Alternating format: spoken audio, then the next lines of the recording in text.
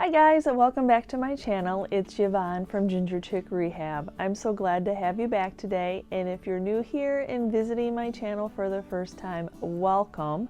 I do lots of DIYs, trash to treasure, furniture flips with my husband Chris, and thrifting adventures to fit into the farmhouse decor. So it's Flipping Friday. Flipping Friday is a collaboration hosted by Jamie of Board of Bananas.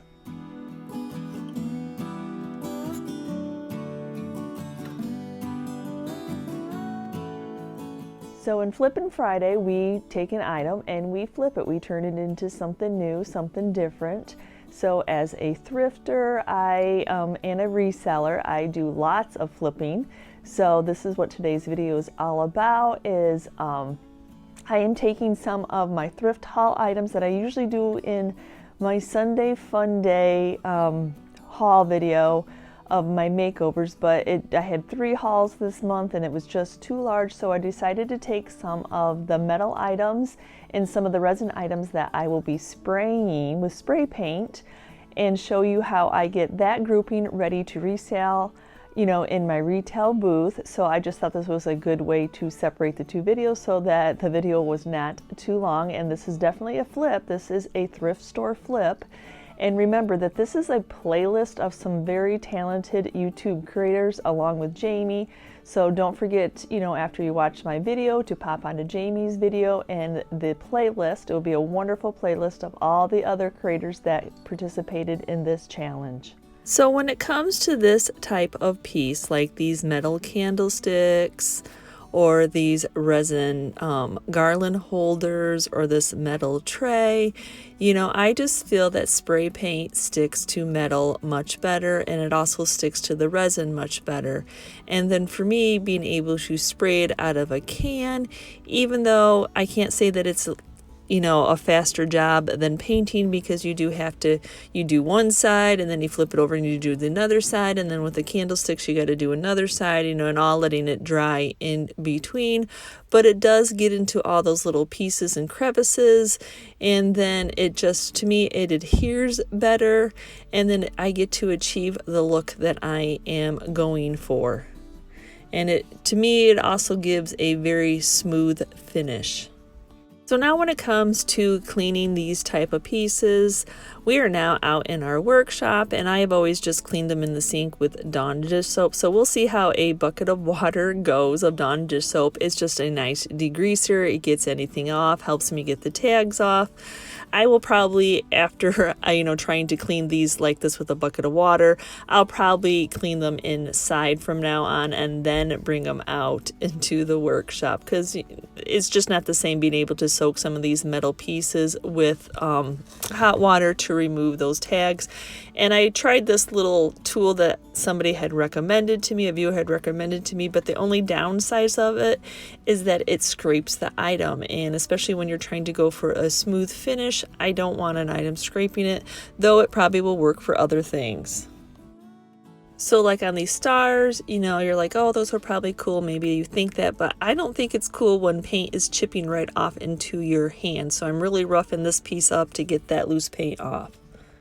And then this metal candlestick probably was dropped, or maybe it was purchased like that. And, you know, if you take a rubber hammer, a rubber one, not metal on metal, a rubber one, and kind of tap, you know, where that base is, where the crookedness is, most of the time you can achieve in straightening it back out a little bit. It may not be perfect, but it may not be as crooked as it was.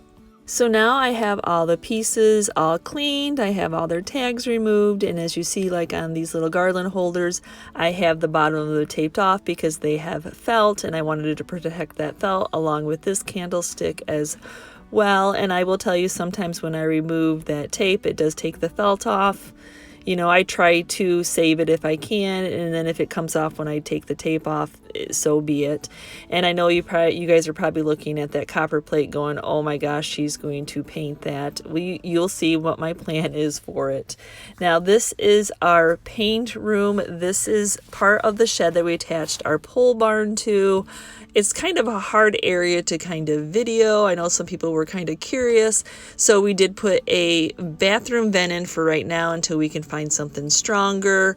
And as you see, everything is wrapped in plastic. The lights are in plastic, you know, so we have vents, we have fans, we have drop cloth. You know, we try to protect everything as much as we can for a spray area, you know, especially Michigan winters, we want to keep on spraying. So if you watched our other videos, you see that we have a turntable on our little table that we have set up so we can turn the pieces. So the pieces are all on pieces of wood, so then when I get one set done, I can take it out to the table to dry and then bring another set in, so I can still do my round robin of getting items done to resell.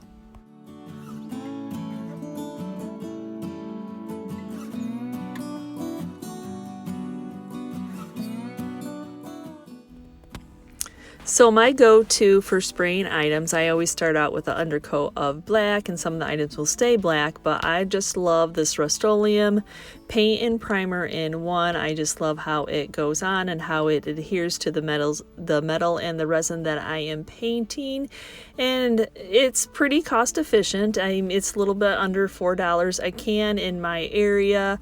And I will say that, you know, I know people are probably wondering like, oh my gosh, that was a lot of things that you had to paint. And I can tell you, you know, being able to spray like this and be able to have this turntable, I really only used 2 cans of black for all of those items, which I do not think is bad. And if you were wondering what I was going to do with this beautiful copper plate, the inside of it was just a mess. It was stained. I could not get it cleaned up. It was not even a good patina. But I was able to achieve that beautiful spray of black in the middle of it to be able to keep the character of that beautiful copper. So this is the part what I said, you know, now I had to let that side dry, so then I have to flip them back over. Just like when you're brushing them, you just have to get all the different angles and all the different sides. So I will say, you know, this is very efficient for us. So now I do have these other pieces that I sat to the side, and I sat them to the side because they were a little bit more needy. They didn't just need cleaned and a little bit of tape. Some of them needed to be sanded and some needed to be taken apart.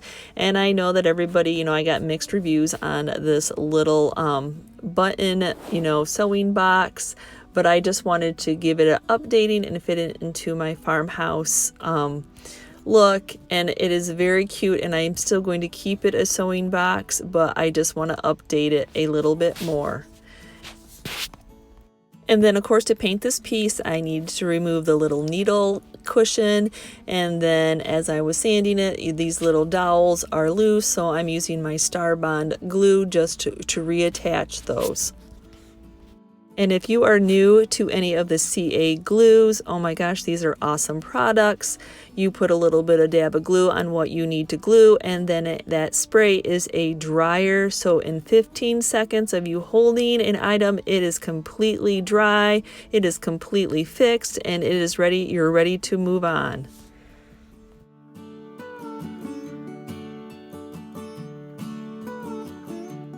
And then I will try to always remember to share my tip in case you are new here about putting your glue tip in a little bit of Vaseline so that glue lid does not stick on it. And then for these 3 boxes, that was hand painted on, so it is raised, so I need to sand that off, so when I go to paint it, it's not like a, you know, a detail that I want to distress. Actually, I want it to be smooth, and I want to put my own stencil on it. So then on this Lazy Susan turntable, I feel that you get a better paint job if you can take anything apart. And yes, these turntables are able to take apart. Unfortunately, it did have felt on the bottom of it that was very nice and stuck. And sometimes I can feel through the felt and find the screws, but for some reason on this one I could not, so I actually had to remove all that felt, which was not the easiest of job, but I really, to get the cleanest paint job, I needed to work at that to get it apart. So then I had these 2 metal signs that I wanted to make into new signs, and this one must have had something glued at the top. And then I want to try to get a little bit of that metal, and yeah, you can sand, you know, price tags right off. It's not any big deal. So I'm just kind of working it down until I can see some of that metal, make sure that it's nice and smooth. So now on this metal board, I know that this is a piece of paper that is glued onto this metal, and I have attempted these and failed before where the stencil that I'm putting on does not stick. So I am going to take time to completely remove any bit of this paper, as you see, right down to the metal. As I have sanded just the picture off itself before, and then that was not enough, that it still pulled up when I did the stencil. So now for my prep for these pieces, I am just going to be using KRUD Cutter. It is a great deglosser and get any residue that's behind. You need to prep, even though you've sanded, your hands have been all over these pieces, you need to make sure that there's nothing on these pieces that will stop paint from adhering, you know, on them. And as you see, I have taped everything off that I do not want to have paint, because I'm going to be spraying these also. So now I'm on to my next step. I need to seal this black paint in, and then for some of this will be their top coat, and some of this will just be sealing that black flat in. And so I like the Polycrylic spray, and I try to find the matte. I can't always find matte, so I'm happy when I find it. And so just like the spray paint, I just spray every area that I can. And I don't, you know, I will turn them upside down once, but I can tell you this sprays out differently than spray paint, and it really goes a long way. I sprayed all these items and I didn't even use half a can. It's just a different product and the mist comes out differently. And then one of the ways I can tell that I am getting it on this product, as you see, it kind of has a blue, and it's really self-leveling. I don't really have to worry about brushing it. It really does come out in a mist. So that's one of the reasons I love this product. When it's dry, you don't see any of that blue hue. In this grouping, I do have a few things that I want to paint white, and to keep that smooth finish, I'm going to give them at least one coat of my Rust-Oleum flat white. And then, like I said, this is just to help keep them smooth, and then I will move on to the next step after they dry.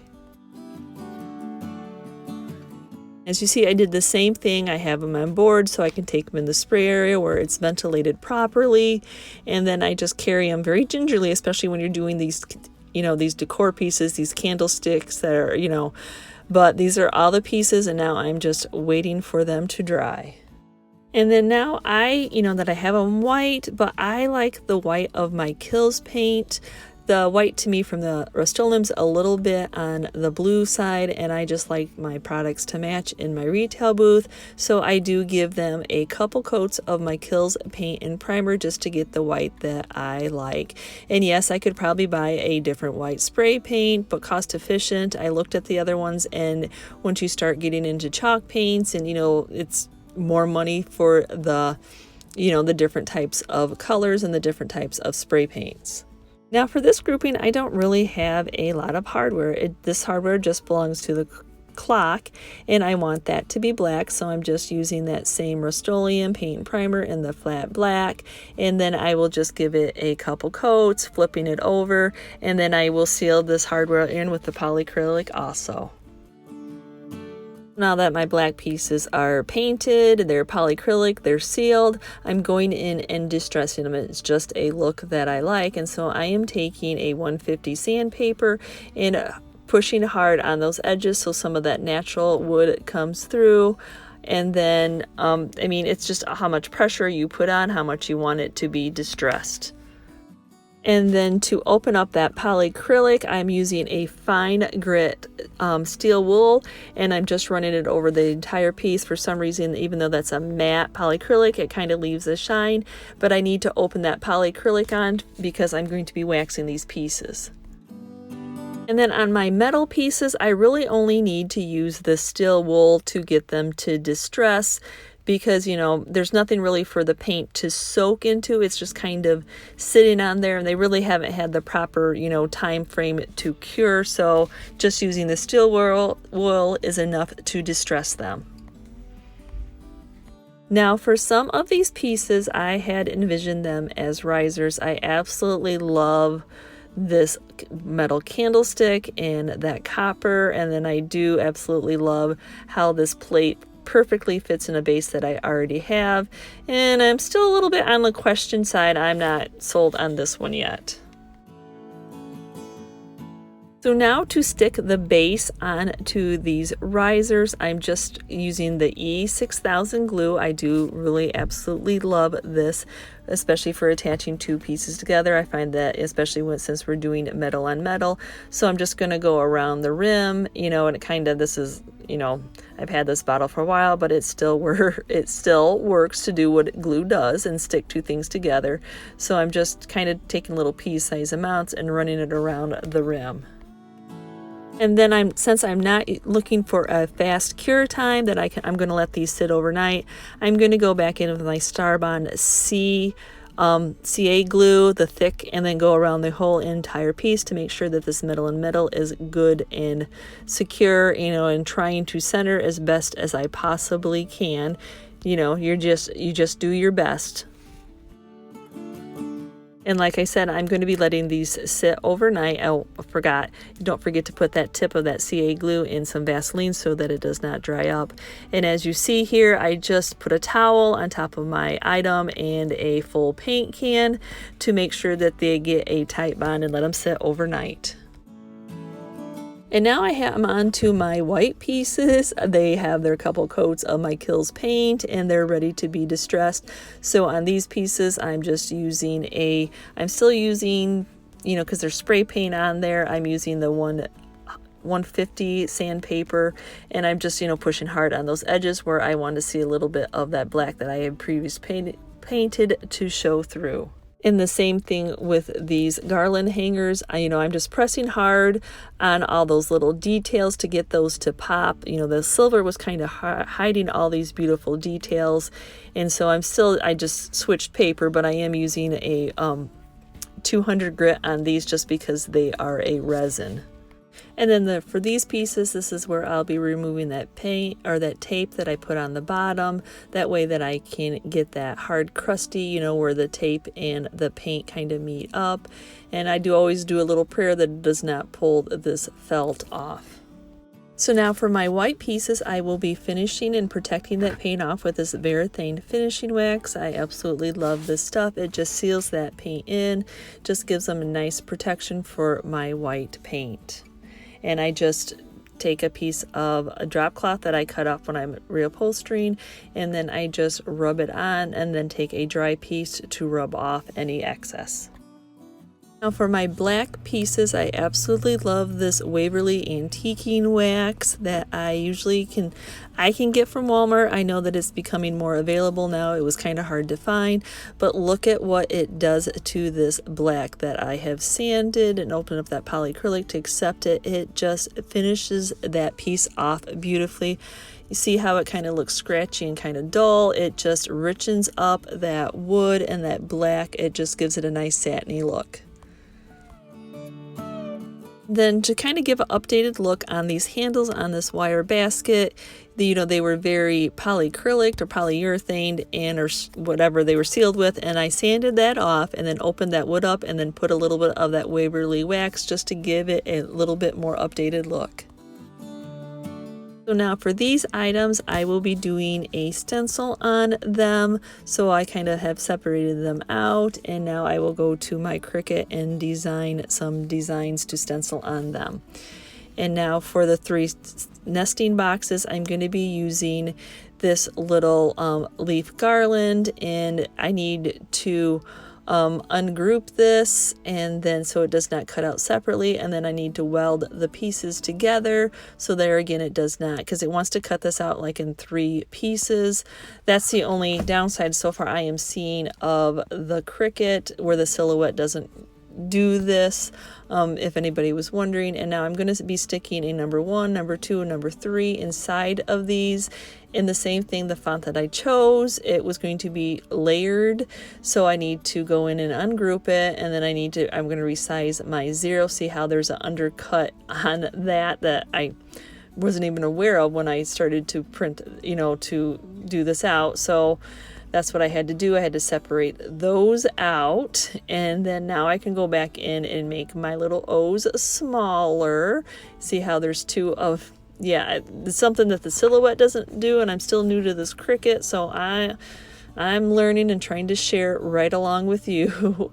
So I'm just going to delete what I don't want, and then see how I just wanted that to be a number, that O to be smaller, so I have to go in and just ungroup it and then just click on that one and make it the size that I want.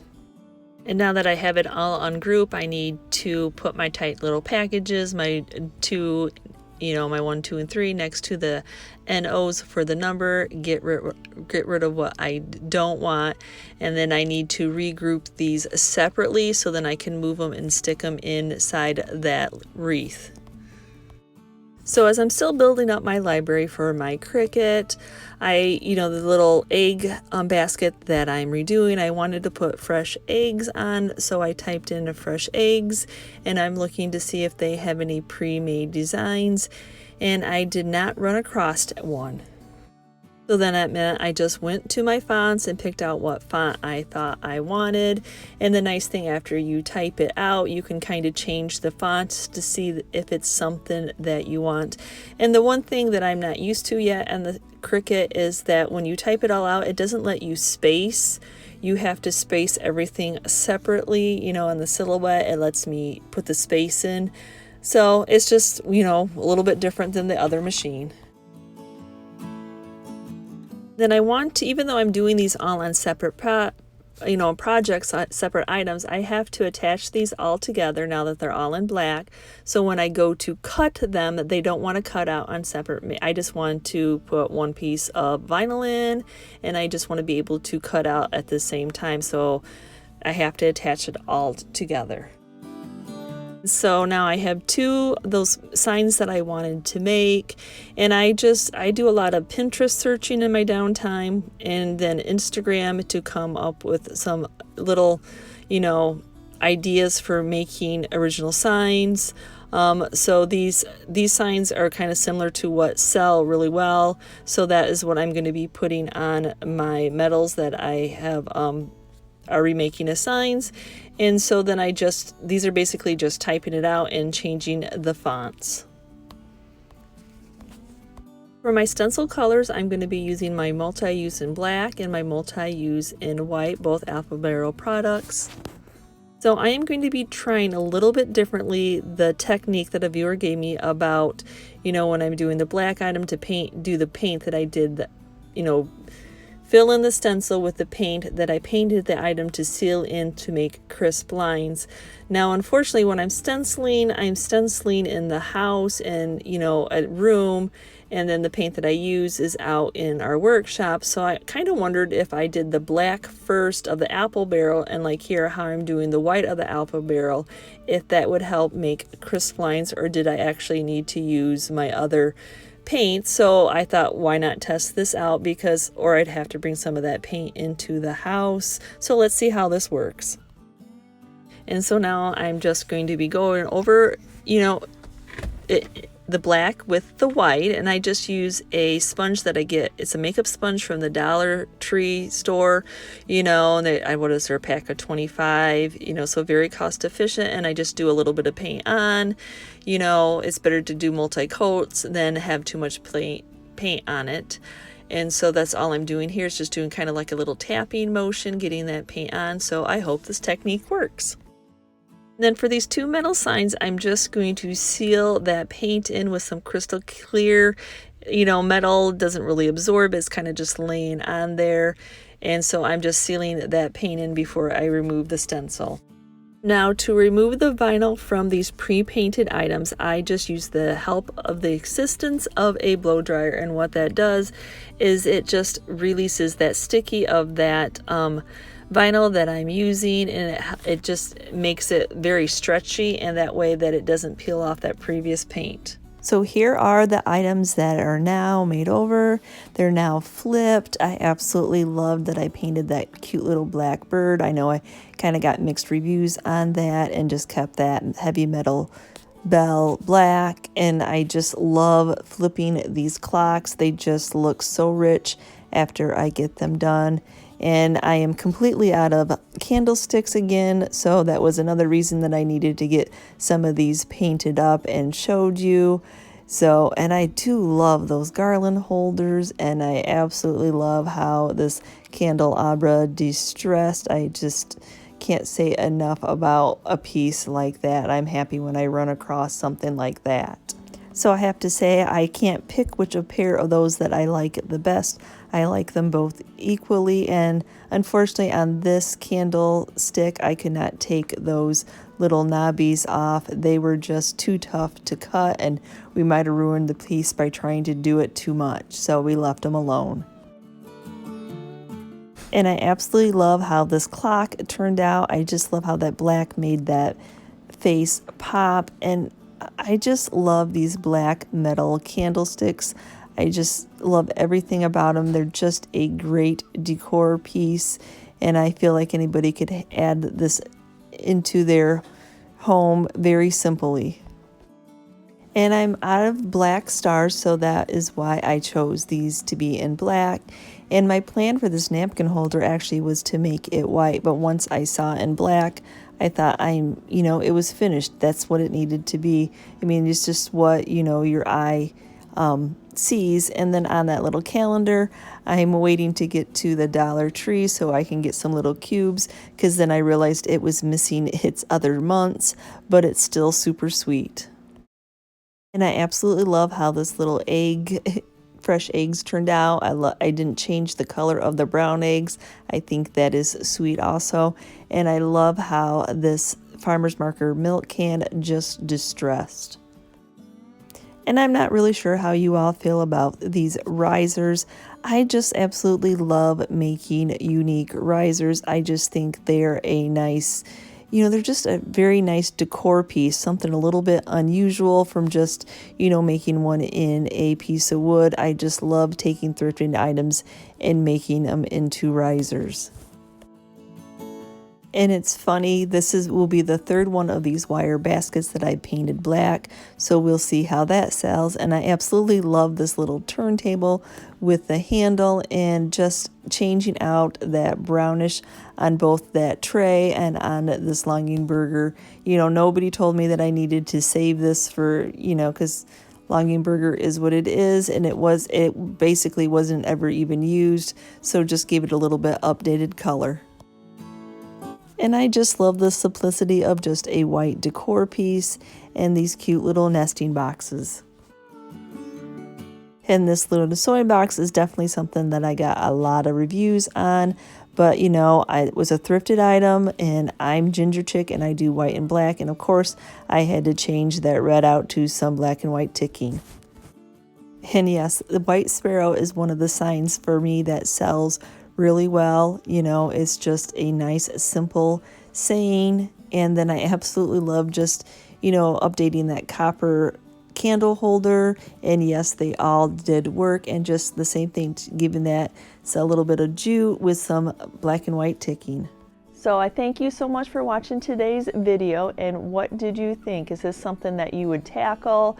We're very blessed to have that part of our workshop completed, that we have a spray area, a ventilated area, now that we're in Michigan winters, wrapped in plastic, and tried to make it as safe as possible. Of course, I had a ventilator on, the ventilating mask on also. So, you just, as a flipper and as many items as I do, I want to keep us safe. So I thank you so much for watching, and don't forget to click on Jamie's channel, and along with the other creators that participated on this challenge. The playlist is in my description. And thank you so much for being part of my YouTube family.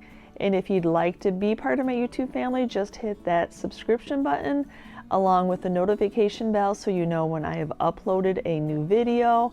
And don't forget to hit that like button so YouTube knows what you like my kind of content.